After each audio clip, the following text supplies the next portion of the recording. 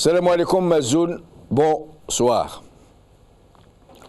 La parole, les mots, même quand ils trouvent une oreille attentive, même quand ils sont enrobés de ces tournures qui les rendent plus digestes, même quand ils se glissent dans des poèmes exquis, dans des harangues enflammées, même quand ils portent des leitmotivs comme autant d'étendards de ralliement, même s'ils trouvent le chemin de votre esprit et même celui de votre cœur, s'ils ne parviennent pas à vous pénétrer vraiment, à vous saisir par les entrailles, à vous happer de leur serre d'acier, s'ils n'imprègnent pas cet être sublime qui vous fonde, s'ils n'entrent pas en vous comme une exhalaison qui sinue jusqu'à vos tréfonds, en ces lieux obscurs qui échappent à votre propre volonté et à votre perception du sens premier, celui qui a été inséminé en vous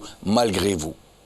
Alors, la parole et les mots seront comme de la mitraille de 1001 canons tirés sur des ombres, comme une épée qu'on plonge dans de l'eau, comme un cri qu'on lance dans le désert, comme de la pluie qui glisse sur les plumes d'un oiseau aquatique.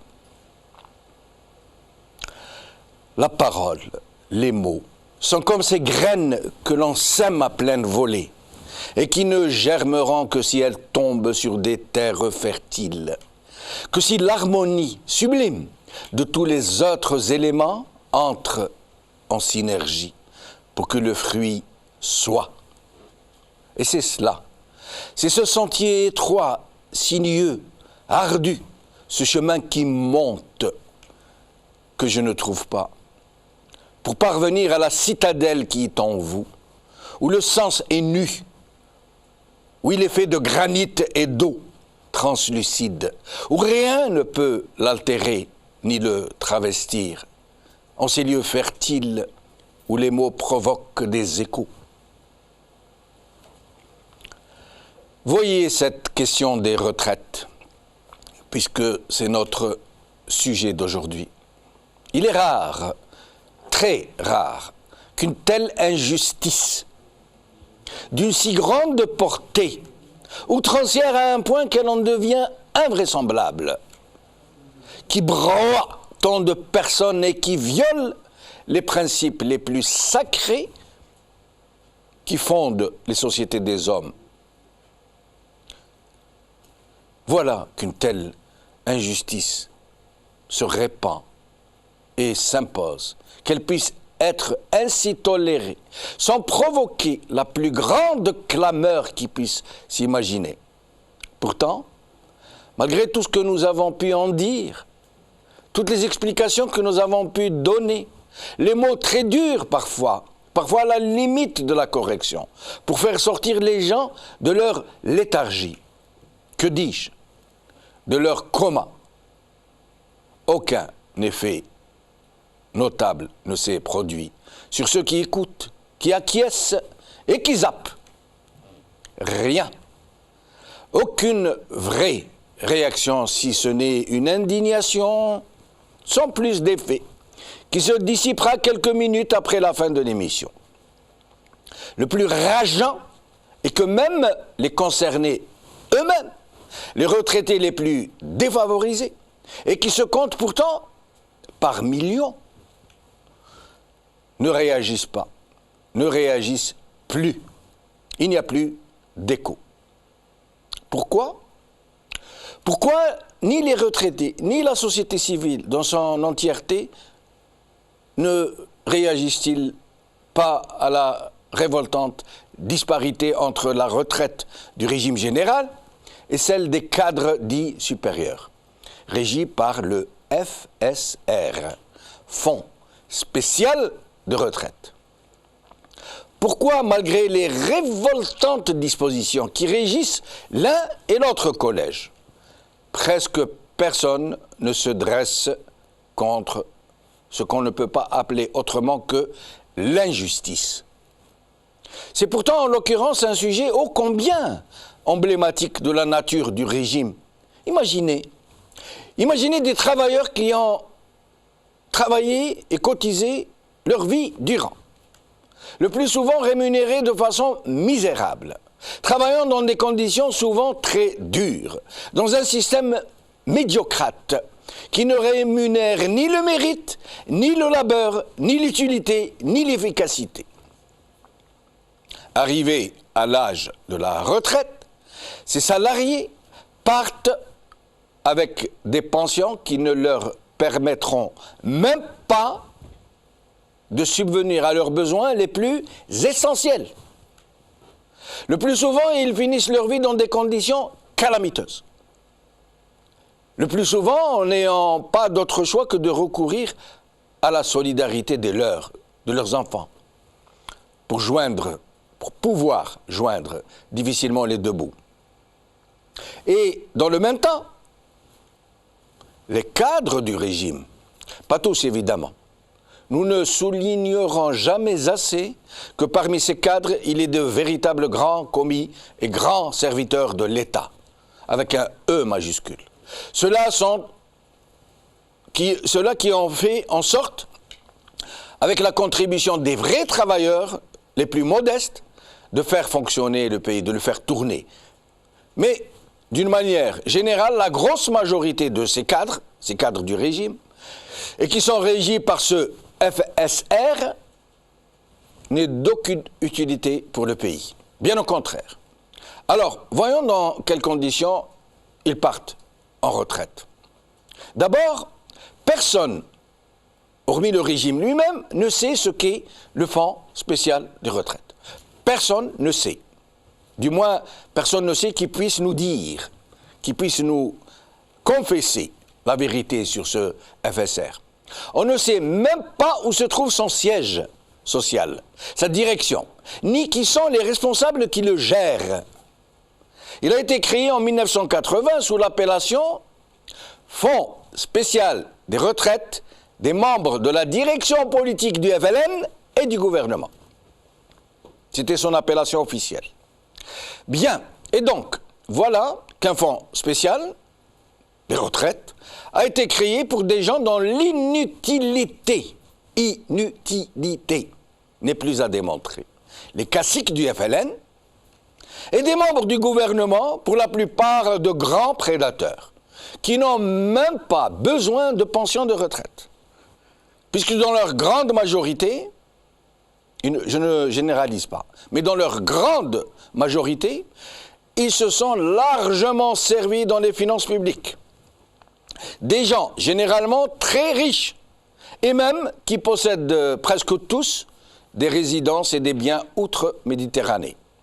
Et voilà donc, des gens qui passaient leur temps à mentir à leurs administrés et aux citoyens qu'ils ont pris en otage, qu'ils gavent de basses propagandes, qu'ils ont confinés dans un système où règne la pénurie, les bas salaires, la bureaucratie, le saccage érigé en règle de gouvernance, et qui, eux, dans le même temps, menaient une vie de nabab, entourés de domestiques, vivant dans des résidences luxueuses, dont les enfants sont envoyés faire des études dans des universités occidentales, dont les bobonnes vont faire leurs emplettes aux Champs-Élysées, etc., etc., et autres privilèges du genre.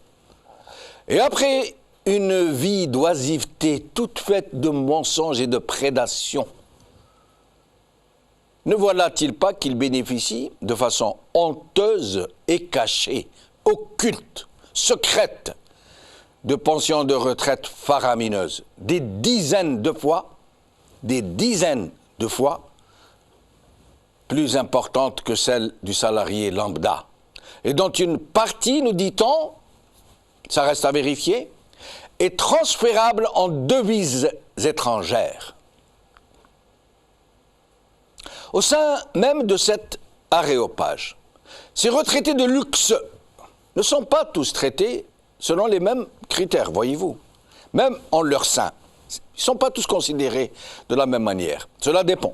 Au sein de ces retraités aussi, il y a de la discrimination de caste, selon que vous soyez un gros baron ou un apparatchik de seconde zone. Mais l'un dans l'autre, ces gens-là peuvent partir à la retraite à l'âge de 50 ans. Le nombre d'annuités n'est pas le même que celui pour le régime général, bien moins. Et dans le cas où le nombre d'années requis n'est pas réuni, ils peuvent partir à la proportionnelle.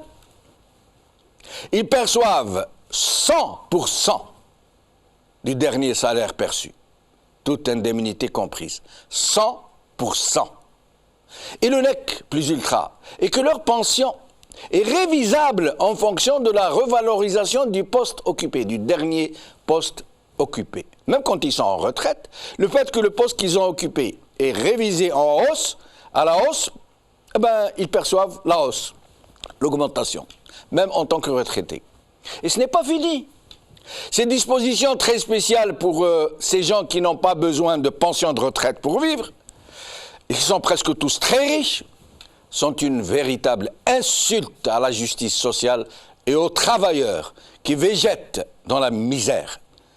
J'espère que nous finirons par en savoir plus sur ces pensions très, très occultes. Aujourd'hui. Al-Watan, le FSR ou les privilèges sans limite octroyés aux retraités de l'État, par Amel Blidi. Al-Watan, la caisse occulte des cadres supérieurs, par Mohand Aziri. Al-Watan, fonds spécial de retraite, le portrait, par Mohand Aziri.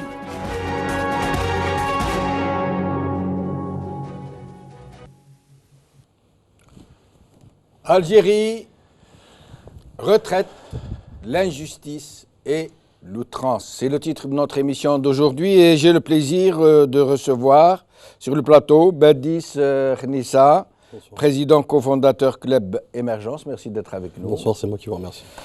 Tahar Sisserir, militant pour la démocratie. Merci d'être avec nous. Merci de m'avoir invité. Merci. Et alors, au téléphone, et nous allons commencer par eux deux, de peur de les perdre. Depuis l'Algérie, donc Sassi Balgat, économiste et enseignant-chercheur, nous parle depuis Alger, et Borhan Messir, ex-fonctionnaire international à la retraite, qui nous parle aussi depuis Alger. Sassi Balgat qui est à Mostaganem en ce moment. Marhaba bik, merci d'être avec nous, Sassi Balgat. Algérie, donc Sassi Balgat, économiste et enseignant-chercheur, on parle de Alger, et Borhan, ex-fonctionnaire international à la retraite, qui nous parle. Il y a comme un retour, je suis en train d'écouter. Est-ce que Sassi Balgat est avec nous, s'il vous plaît? Merci d'être avec nous. Sassi Balgat, est-ce que vous pourriez baisser le son de la télé parce qu'il y a un retour? Est-ce que vous êtes avec nous, Sassi Balgat?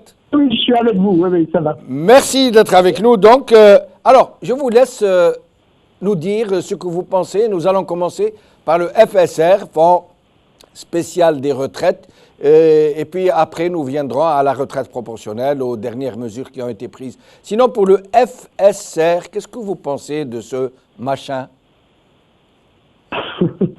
Oui, c'est un drôle de machin. Et bon, c'est si vous voulez, ça signe un peu une inéquité entre les travailleurs. Et ça, c'est dommageable pour un pays qui, dans sa genèse, dans ses fondements, prendre la justice sociale et l'égalité entre les citoyens. Et ce fonds de retraite un peu spécial, un peu pour, vous l'avez si bien dit, des arts parasites, je ne vois pas son utilité. Il me semble que tout travailleur, il doit forcément avoir à peu près les mêmes, disposer des mêmes droits et ouvrir au même droit que n'importe quel autre travailleur en fonction de son salaire et des contributions donc à la caisse de retraite. Et forcément, ce fonds spécial, il est financé par par si vous voulez, par le trésor public. Donc, oui, on dit qu'il est financé en partie, très petite part, par les cotisations des ayants droit et dans une grosse part par les contributions de l'État, lesquelles contributions ne sont pas adoptées par le Parlement et sont totalement secrètes. Personne ne connaît leur montant, personne ne connaît leur provenance, on ne sait pas. On ne sait rien. C'est là où c'est choquant. Et donc, c'est vrai que c'est inacceptable. Donc, c'est inacceptable. Il n'y a pas de raison pour que quelle que soit leur fonction et si vous voulez, et tout ce qu'ils peuvent rendre comme service à l'État, mais c'est pas une raison pour qu'ils aient un traitement spécifique.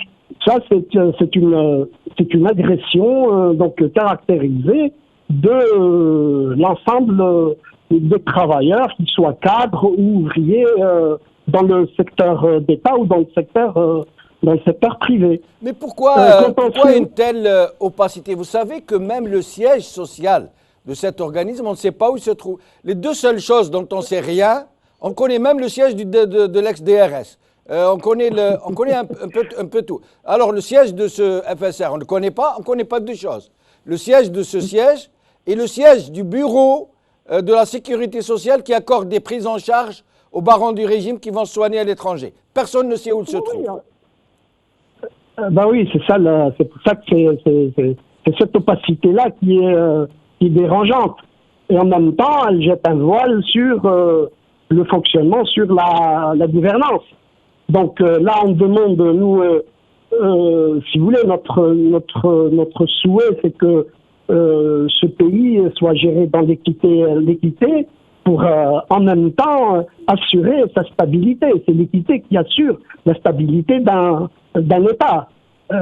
Et certainement, ce n'est pas en créant des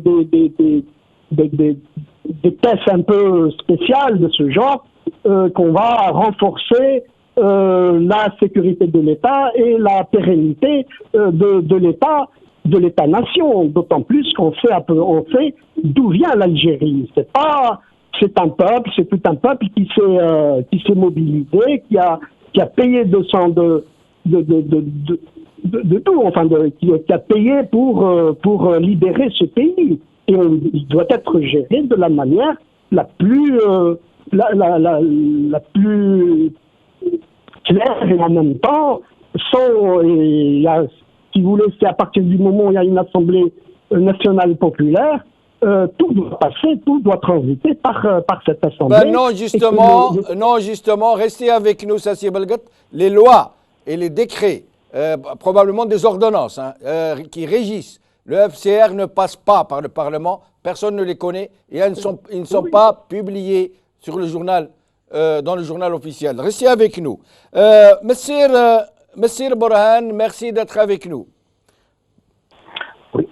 Oui, bonsoir Monsieur Benchino, bonsoir à vos invités et à tous les téléspectateurs de Maralébia. Merci. Alors, Borhan Messir, est-ce que vous savez quelque chose sur ce fameux FCR? En fait, ce fonds est une... FSR plutôt. Voilà.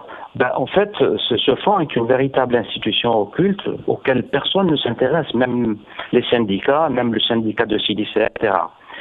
Il faut dire une chose, que depuis sa création, c'était en 83, c'était par décret présidentiel de Fouchad Libenjir, c'était en 83. Il faut dire que ce fonds a subi beaucoup d'amendements et de modifications. C'est pas plutôt 80, monsieur Borhan? L'information que j'avais, c'était en 83. C'était un FSR, un fonds qui était spécifique aux membres du parti politique, aux membres de la membres du parti politique du FLN et des membres du gouvernement. Absolument. Oui. Du gouvernement. Au départ, ça y touchait également tout ce qui est présidence et chefferie du gouvernement. Exactement. Mais depuis le temps, depuis 1983, ce fonds a subi énormément d'amendements et de modifications. Maintenant, il a été élargi aux fonctions de sous-directeur des ministères et presque à tous les postes qui sont pourvus par décret présidentiel. Il y a même les magistrats de la Cour suprême, etc. Oui. Ce qui est spécifique dans ce fonds, c'est que les départs à la retraite dans ce fonds ne sont pas liés à un âge particulier. Vous l'avez bien dit, c'est-à-dire 50 ans, vous pouvez partir. Donc il y a une proportionnelle en âge de ce fonds-là. Au début, quand il a été créé, il fallait cumuler 20 années d'exercice avec minimum de 10 ans de haute fonction, de la haute fonction publique. Maintenant, il paraît que les conditions sont encore moins contraignantes et que ça a été rabaissé presque de moitié. Alors, ce qu'il faut dire, c'est que pour quelques années de travail, un haut fonctionnaire perçoit une pension de 100% de son salaire actualisable à l'année M, c'est-à-dire à l'année du jour même, si vous me suivez. Oui. Donc, cette pension peut avoisiner en moyenne entre les 300 000 et 400 000 dinars par mois, mensuellement, soit environ jusqu'à 23 fois le SNMG. Oui.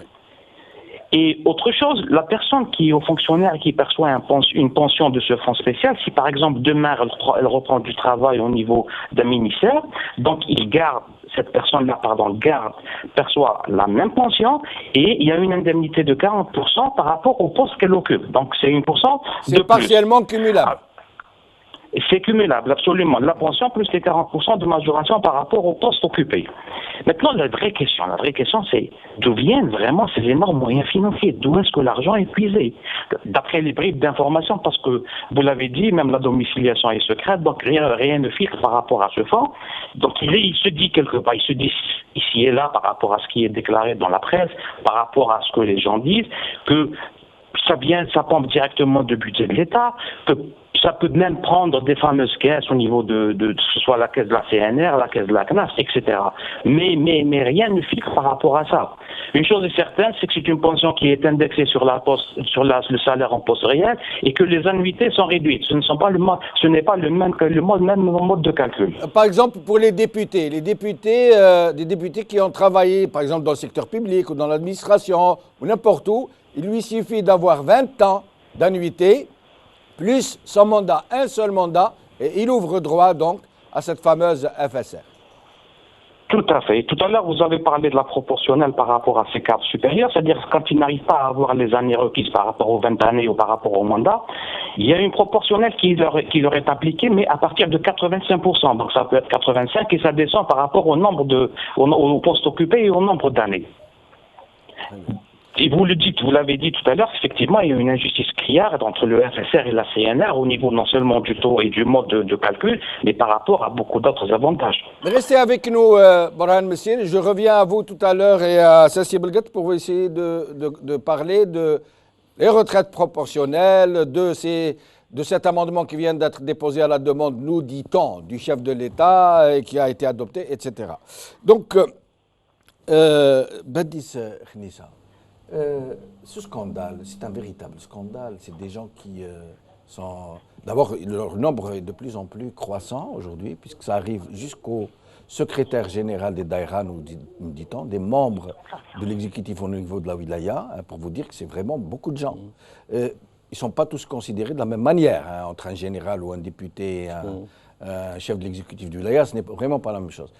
Mais comment trouvez-vous ces dispositions à un moment où on parle d'austérité, de réduction des dépenses publiques, des fermetures, de ne plus recruter de fonctionnaires, de geler les budgets d'équipement, les budgets d'investissement? Écoutez, moi j'estime que la sémantique est la même aujourd'hui, que ce régime s'inscrit purement dans une démarche où il est juge et partie à la fois, donc dans lequel la matérialisation finalement de ce FSR est un outil comme un autre pour pouvoir justement avoir une espèce de système de passe-droit. Passe-droit qui est destiné à une caste, à une élite, dans un clan bien précis où on exerce continuellement ce despotisme, ce népotisme. Donc je ne suis pas vraiment étonné de ce contexte-là. Force est de constater qu'aujourd'hui, c'est juste les définitions et les abréviations qui changent. Aujourd'hui c'est le FSR, demain c'est un autre fonds et ainsi de suite. Là où je voudrais m'attarder, c'est que ce type d'agissement et de signaux forts, malheureusement que aujourd'hui à travers votre émission, que le peuple perçoit également, est un message très négatif dans le sens où, comme vous l'avez expliqué, dans un contexte très défavorable, dans un contexte de crise économique mondiale, dans une loi des finances qui pond au nez aux Algériens dès janvier 2017, dans un contexte délétère où les indicateurs macroéconomiques sont très défavorables. Donc ce régime persiste et signe, j'ai envie de dire, d'une manière très désinvolte, malheureusement, qui qui prouve encore une fois qu'il navigue à vue et qu'il n'a pas forcément la vision et la prospective qu'il faut pour pouvoir anticiper sur ce type de défaillance. Le FSR aujourd'hui, encore une fois, est un outil comme un autre pour asseoir ce pouvoir, cet outil de passe-droit pour une caste bien précise. Mais ce qui, à la fois, on va dire, envenime les choses, mais surtout accroît, si vous voulez, cette inégalité ou cette perte d'égalité justement entre citoyens, où le message qu'on entend aujourd'hui malheureusement, c'est qu'il y a effectivement une différenciation entre citoyens. Je veux bien qu'il y ait un régime spécifique aux fonctionnaires, fonctionnaires d'État. Ceci étant, il faut aussi recontextualiser les choses. Aujourd'hui, nous sommes, vous l'avez bien précisé, qu'on est dans un contexte justement où on demande beaucoup à cette population et à nos concitoyens à travers un plan d'austérité qui finalement, force est de constater, qui n'a pas été expliqué d'une manière ou d'une autre à ce peuple et qui a été incarné par une loi des finances. Donc oui, je vous l'accorde. Aujourd'hui, nous sommes dans un non-sens qui, encore une fois, ne déroge pas à la règle, ne déroge pas à cette, une fois n'est pas coutume, que ce régime emploie, car, encore une fois, pour une carence de vision, de projection, mais surtout de respect et de mépris qu'il a envers la seule constituante qui est le peuple algérien. Baptiste Khnissa nous parle de mécanismes qui risquent d'envenimer, pour reprendre ces termes, la situation. Vous ne pensez pas que cela pourrait être, à la limite, perçu comme une véritable provocation, à un moment où des retraités comptent leurs sous pour ne pas acheter plus de pain que nécessaire, le pain, ou de lait, ou de n'importe quel autre aliment, à un tel moment, des gens qui sont déjà très riches, parce que pour la plupart, ce sont des prédateurs, qui se sont enrichis, qui ont des biens à l'étranger, dont les enfants sont bien installés, et qui touchent des dizaines de fois, parfois, le montant d'une retraite ordinaire, j'allais dire. Ce qui est étonnant, c'est que aujourd'hui, non pas seulement les retraités, mais aussi les gens qui travaillent, ou la population active, n'arrivent pas à finir en fait le mois, tout simplement parce que il faut pour satisfaire tous les besoins minimum 60 000 dinars. Donc, et sachant que le salaire de base aujourd'hui il est à 18 000 dinars, effectivement, en Algérie aujourd'hui. Le SMIC, vous voulez dire? Oui, le SMIC, ouais, oui. Ou le salaire de base. Donc aujourd'hui, même les Algériens qui travaillent n'arrivent pas à satisfaire en fait les besoins vitaux, parce que en fait les besoins vitaux, en fait tout simplement parce que il faut assurer en fait des charges beaucoup plus élevées, alors que ce salaire ne peut pas en fait satisfaire cela. Ce qui est étonnant, c'est que quand on parle en fait d'un système, un système de retraite par répartition qui est censé assurer en fait l'égalité entre tous les citoyens. Donc, et aujourd'hui, on voit que eux, ils ont quelque chose de spécial. Ils ont l'habitude d'avoir en fait des choses pour eux, spéciales pour eux. Donc, un fonds occulte que personne ne peut en fait décrypter, tout simplement parce qu'ils savent bien cacher en fait leur magouille. S'ils cachent, c'est parce qu'ils savent eux-mêmes qu'ils sont dans l'illégal, dans l'amoral, dans l'immoral. Et le pire dans tout ça, c'est que ils sont en train, en fait, bon, depuis des années qu'ils le font, hein, donc ils étaient en train d'alimenter les gens qui travaillent pour eux au niveau de la daïra. Nous savons très bien que le chef de daïra, en fait, il est là pour surveiller le maire, pour réprimer en fait le maire, pour le maltraiter, pour le rabaisser à des alliés naturels presque. Voilà, exactement. Donc le Wali, il est là pour réprimer en fait l'Assemblée populaire qu'on a essayé de créer, soi-disant l'appuyer. Donc je pense que depuis des années, la soi-disant démocratie ou ouverture, qu'on assassine petit à petit, parce qu'aujourd'hui, on s'est attaqué à la TAP, qui représente 50% en fait de budget de la commune. Donc, une fois on a détruit la TAP, le maire deviendra un ramasseur ou je ne sais pas comment on peut l'appeler, un vassal qui va chercher en fait ou qui va obliger les citoyens à lui donner, à cotiser, à donner en fait des taxes d'habitation. Il y aura même une taxe pour les poids lourds, il y aura une taxe pour le foncier, il y aura des taxes,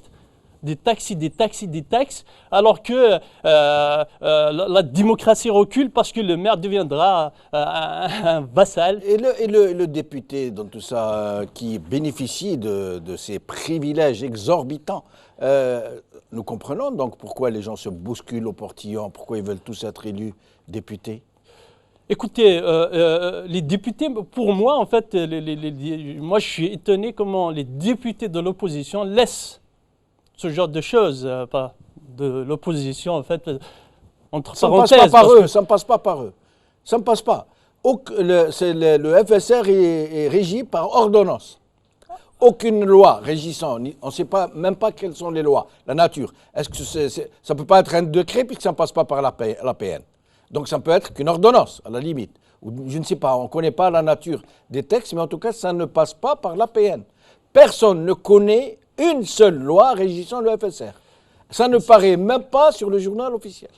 Oui, c'est malheureux parce que oui, les hors-la-loi ne peuvent pas créer en fait, des lois. De point de vue de droit constitutionnel, c'est illégal. Je ne sais pas comment on peut laisser en fait, ce genre de choses alors qu'on chante que le système de retraite est par répartition et qui est censé assurer l'égalité entre tous les citoyens algériens. Nous allons demander à Sassi Balgat ce qu'il pense de ce dernier amendement qui a été déposé à l'APN sur instruction du chef de l'État, Zama, qui a été adopté et donc qui renvoie, c'est une sorte de moratoire, qui renvoie à 2019 l'application des lois sur la retraite. Mais ce qu'on ne nous dit pas, c'est que pour ouvrir droit à ça, d'abord, il faut 32 ans d'activité, 32 ans d'annuité cotisée. Et on nous dit qu'en 2017, pour pouvoir y avoir droit, il faut avoir 58 ans. Et en 2018, il faut avoir 59 ans. Ça veut dire, c'est dire que finalement, c'est une infime minorité qui va pouvoir en bénéficier. Ça, c'est Balgat. Oui. C'est toujours bon à prendre, quoi. C'est toujours... c'est des rapports de force et c'est des... Ah là, pardon, là, j'ai pas de retour. Non, vous entend très bien. Ah, d'accord. Oui. Là, je vous disais que c'est cette disposition du président de la République. Donc, ça fait partie aussi des rapports de force et des luttes des travailleurs. Mais malheureusement, en Algérie, on connaît à peu près, on sait l'activité syndicale, comment qu'elle est, d'abord le GTA qui est complètement hors jeu, qui n'a absolument très peu d'emprise sur l'activité, enfin sur les travailleurs. Très peu de travailleurs sont réellement affiliés à ce syndicat, et on sait c'est un syndicat qui répond aux injonctions de l'administration et donc des partis un peu au pouvoir. Cela étant, me semble-t-il que la question de la retraite et puis surtout de comment est gérée la Caisse nationale de la retraite, comment sont gérées la Caisse nationale de l'assurance sociale ou de la Caisse nationale du chômage. Tout ça, c'est à clarifier. Quand on sait que rien que pour une bonne partie du privé, elle n'est pas, enfin des travailleurs ne sont pas déclarés dans le privé. Je parle du privé, de l'activité formelle, activité économique formelle. Quand on sait que on dit qu'il y a au moins 4 millions de salariés qui ne sont pas déclarés. Au moins. Tout à fait, Ouais. tout à fait. Tout à fait. Déjà dans le secteur privé, il y a, ça c'est une enquête quand même de l'ONS, qui date donc de 2013, pardon. Il y a 2 266 000 travailleurs qui ne sont pas affiliés dans le secteur, rien que dans le secteur public, privé. Oui. Au moins. Dans l'agriculture, c'est quasiment l'intégralité des travailleurs qui ne sont pas affiliés. Dans le bâtiment, c'est pareil. L'informel, on sait ce que représente aujourd'hui l'informel en Algérie. Donc voilà, donc il y a un gisement extraordinaire, très important pour refinancer, recapitaliser le fonds de la retraite, mais malheureusement, l'État semble être un peu tout à incompétent de s'attaquer à ces niches. Mais ça, Et c'est on Balgat. sait qu'il y a- Ça, c'est Balgat. Oui. Selon les déclarations du chef du gouvernement, M. Sellal, il y a quelques jours.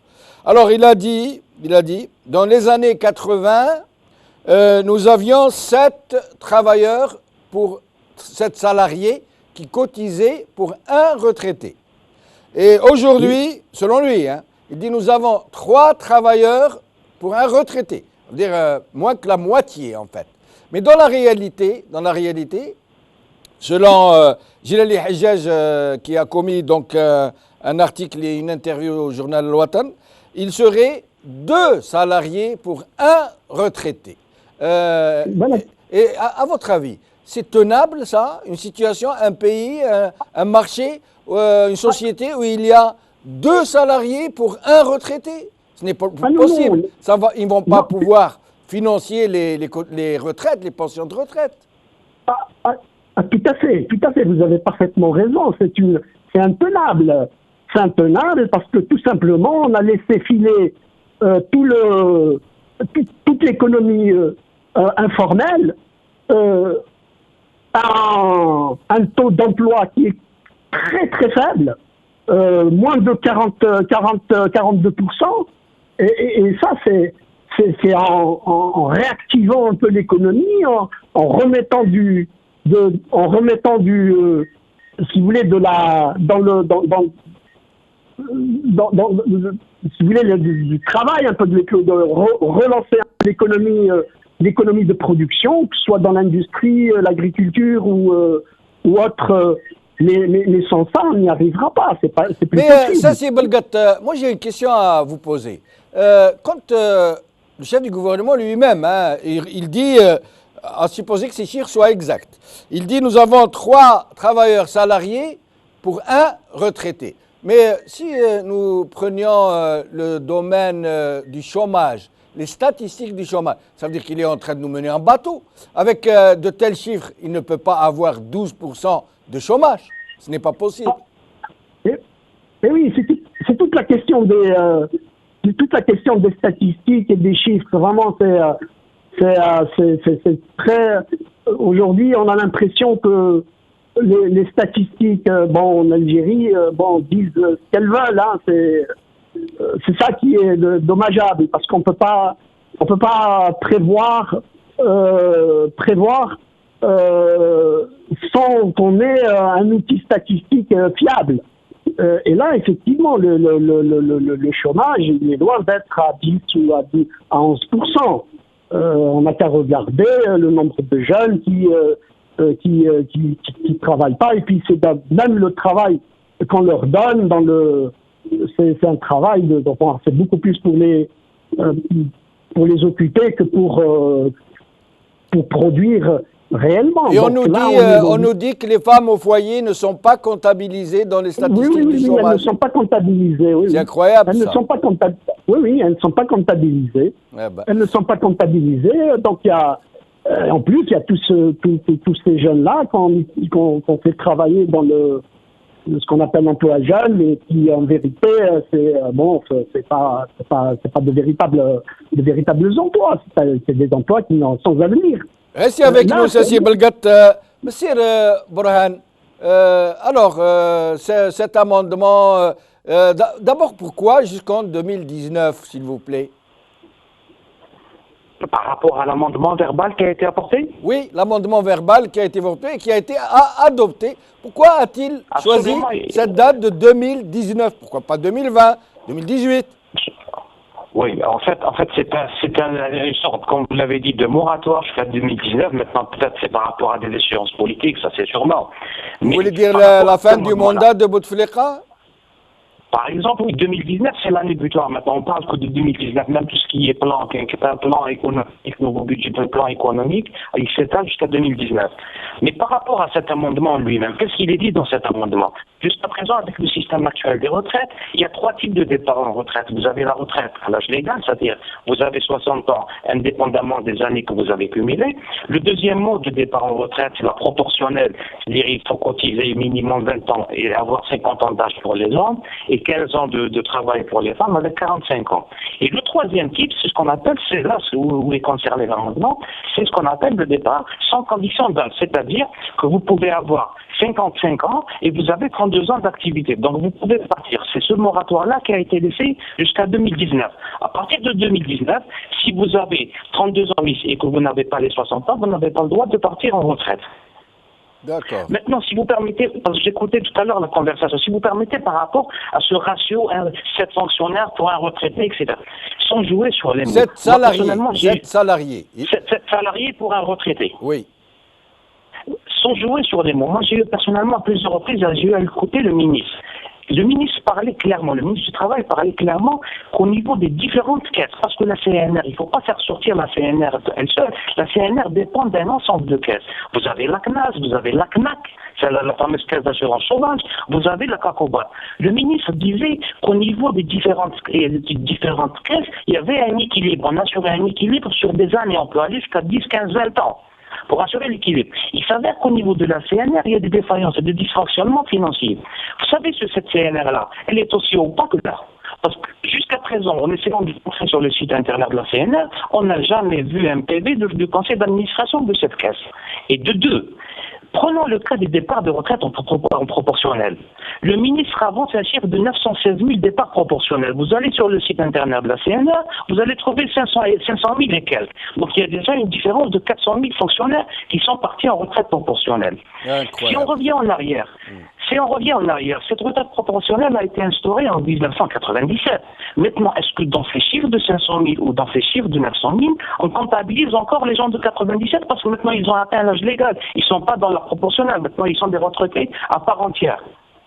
Oui, oui. Mais au sujet du déficit de la CNR, du déséquilibre financier de la caisse, ça veut dire qu'il y a que les cotisations ne permettent pas de financer les pensions de retraite. Tant qu'il y avait de l'argent, à la limite, on se disait, la compensation venant des budgets de l'État faisait l'affaire. Mais aujourd'hui, avec l'austérité qui s'annonce, comment ils vont faire pour combler le déficit? Et c'est ça, c'est la question qui a été posée à plusieurs reprises. Il faut revoir le système de financement de cette caisse des retraites. Parce que votre invité avait parlé d'un chiffre, il est réel. Sur les 10 millions de travailleurs actuellement en Syrie, il y a uniquement 6 millions qui sont déclarés. 4 millions ne le sont pas. Donc il y a 40% de la masse salariale qui n'obéit pas à des contrôles institutionnels.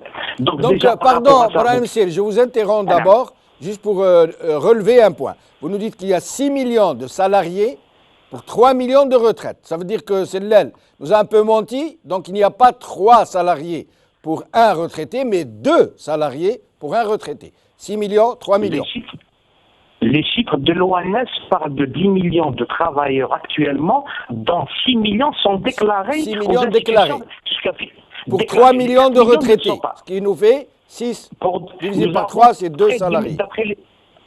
Nous avons à peu près, selon les chiffres de la CNR, si vous rentrez sur le site internet de la CNR, vous allez trouver un chiffre de 2 800 000 de retraités, avec les différentes catégories, c'est-à-dire les pensions directes, les pensions de reversion, etc. Oui. Donc si déjà on commence par céder au niveau des différentes caisses, que la CNAS, puisqu'il vous avez la CNAS et la CNAC, elles sont excédentaires. Ils dégagent un excédent maintenant. Ils peuvent quand même alimenter plus ou moins la CNR. On peut deuxièmement, on peut déjà essayer de récupérer de l'argent par rapport Pourquoi elles sont excédentaires? Pourquoi?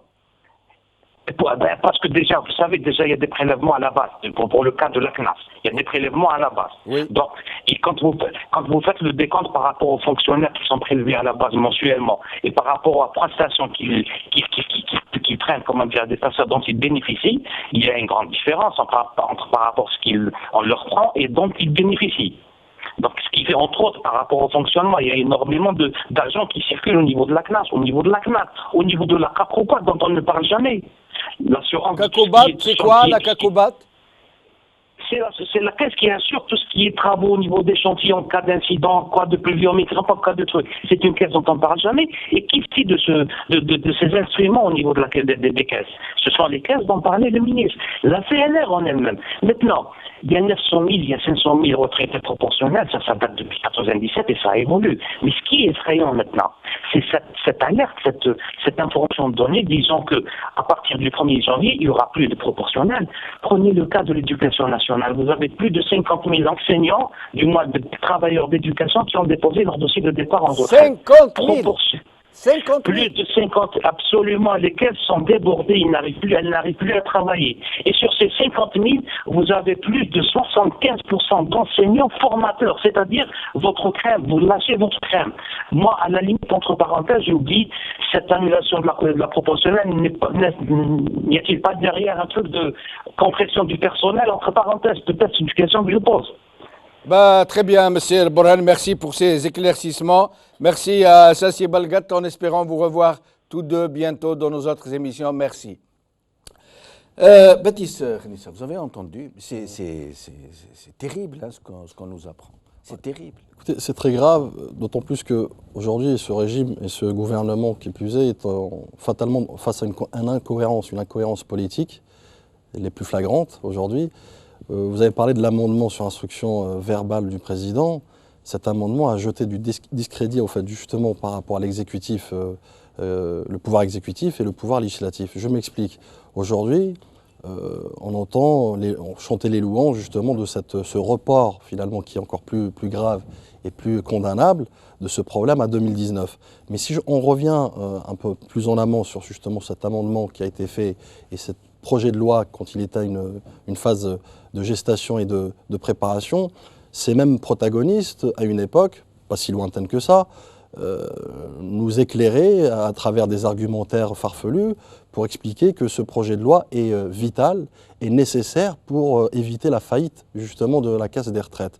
Et aujourd'hui, mais c'est pas vrai d'une certaine manière, c'est vrai. Quand vous voyez qu'il y a 2 salariés pour 1 retraité, c'est incroyable, c'est intenable, ils ne pourront pas tenir. Avec la meilleure volonté du monde. Absolument, mais M. Benchenouf, justement, revenons à la genèse un peu de cette défaillance. C'est justement ce manque de prospective de ce gouvernement et de ce régime.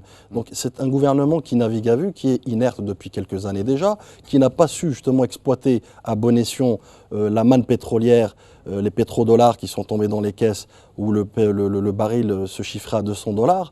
Et aujourd'hui, nous sommes face un peu au pied du mur, permettez-moi l'expression, où nous demandons toujours au même, avec une escalade fiscale à travers une loi des finances 2017, qui a été encore une fois n'est pas coutume, décidée d'une manière unilatérale, sans consentement, sans consensus et sans encore moins consulter les premières victimes, qui sont encore une fois cette classe populaire, sociale, qui aujourd'hui, plus que jamais, monsieur l'avait dit, l'avait bien souligné, qu'on arrive difficilement à boucler les fins de mois, et on est dans cette escalade-là. Mais là où je veux en venir, c'est qu'aujourd'hui, quand vous entendez un ministre de l'Emploi et de la Sécurité sociale, monsieur El Razi Mohamed, qui, lors d'une déclaration, justement, où il a été questionné sur cette réforme quand elle était en préparation, phase préparatoire, il expliquait que la longévité, si vous voulez, des Algériens a fait qu'aujourd'hui nous sommes face à cette décision un peu brutale, frontale, pour expliquer la résorption de cette déficit.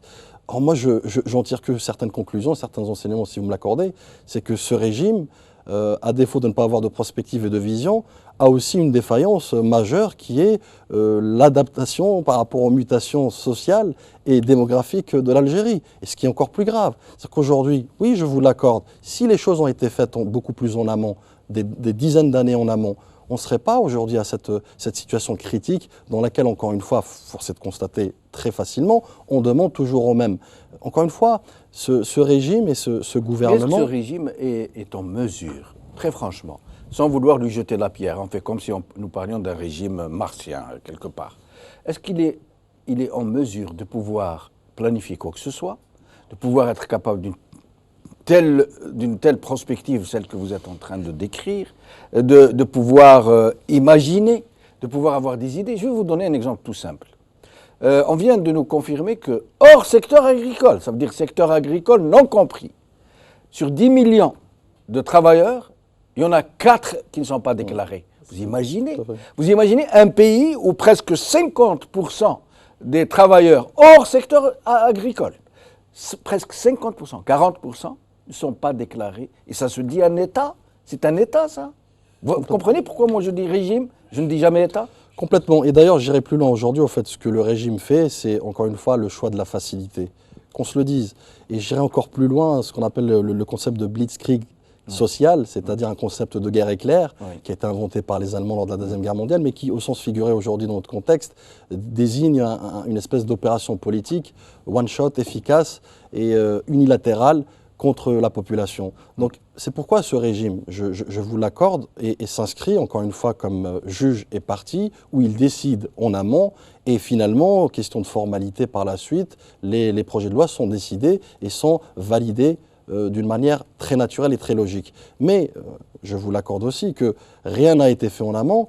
Un exemple tout concret, effectivement, pour peut-être résorber ce déficit, c'est et d'ailleurs monsieur au téléphone l'avait expliqué, il fallait peut-être mettre en place un plan d'action progressif et graduel sur les 3 cycles par exemple, comme certains pays l'ont fait. Vous savez, le déficit de la Caisse nationale des retraites n'est pas chose nouvelle à travers le monde. Il n'y a plus qu'à s'inspirer justement de ce qui a été fait, ce qui a marché peut-être ailleurs. Donc sur les 3 cycles, donc à court, moyen et long terme, avec bien entendu des dispositifs parallèles pour pouvoir justement éviter cet affrontement, cette brutalité qu'on demande aujourd'hui à travers des réformes. Et que ce le choc peuple n'a à pas travers demandé. cette provocation du FSR, ça veut dire qu'ils rajoutent de l'huile sur le feu. Absolument. Déjà que la crise est plus que latente, elle est là. Absolument. Et en plus, on jette de l'huile sur le feu. Et j'ajouterais une chose très importante dans ce qui se passe actuellement à travers cette réforme, c'est qu'on oublie de dire pourquoi ce recul, j'ai envie de vous dire, ou cette instruction verbale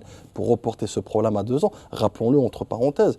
Pour moi, c'est très grave ce report parce que, encore une fois, il s'inscrit dans une politique de fuite en avant dans laquelle ce gouvernement n'arrive pas à résoudre ou faire des résolutions pérennes, efficaces face à des problématiques qui aujourd'hui, plus que jamais, sont très graves, sont très importantes. Vous savez, quand on reporte un problème dans 2 ans, c'est très mathématique, c'est très arithmétique, c'est qu'on reporte le problème, mais on reporte aussi l'amplification et cet effet de boule de neige qui va se produire dans 2 ans. Donc aujourd'hui, encore une fois, faute de prospective, ce régime exerce ce qu'il sait faire depuis quelques années déjà, cette fuite en avant.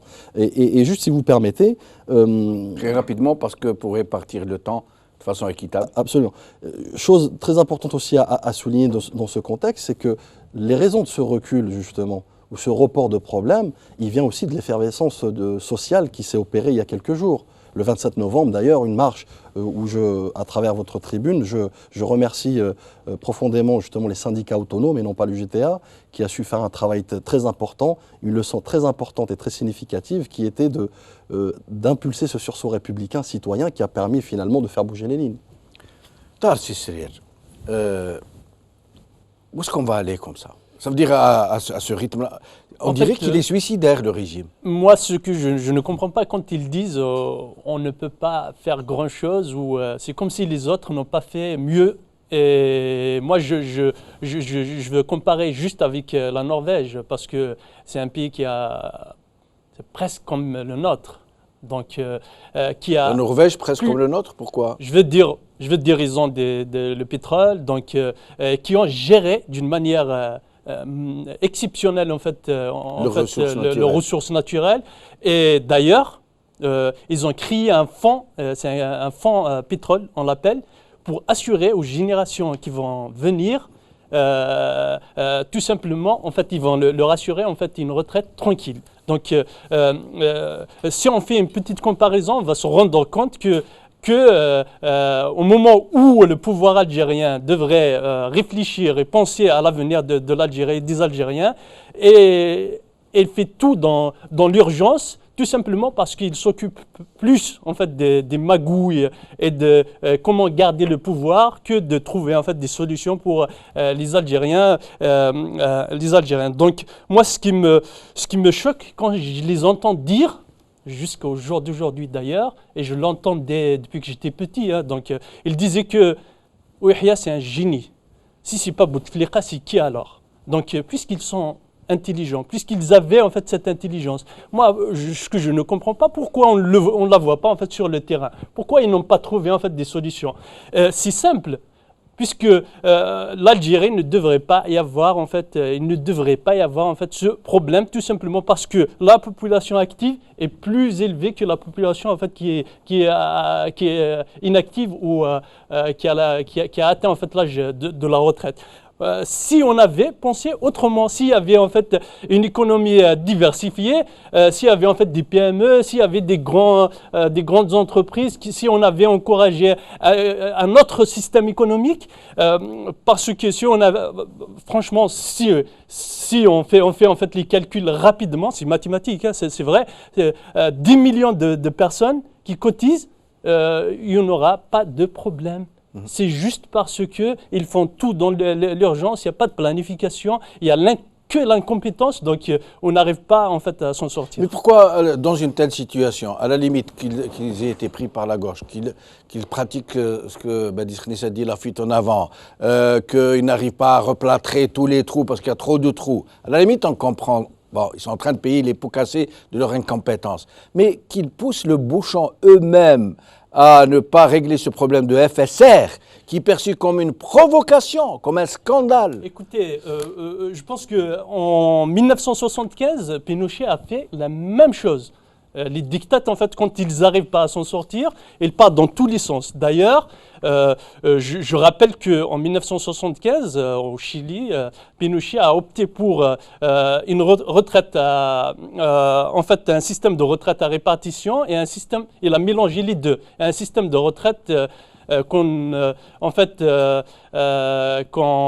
dépose en fait dans des systèmes financiers, tout simplement parce que il voulait sauver, soi-disant, son système. Mais la fin, vous la connaissez tous. On sait comment je pense que la dictature, en fait, quand ils sont dans l'urgence, il n'y a pas d'autres issues que le départ en fait du système, de l'oligarchie qui ne Merci Tahar Sissi, merci Badis Khnissa. Merci Borhan Messir, merci Sassi Balgat, en espérant vous revoir tous dans nos prochaines émissions. Merci à vous d'avoir suivi cette émission. Bqa ala khair, salama.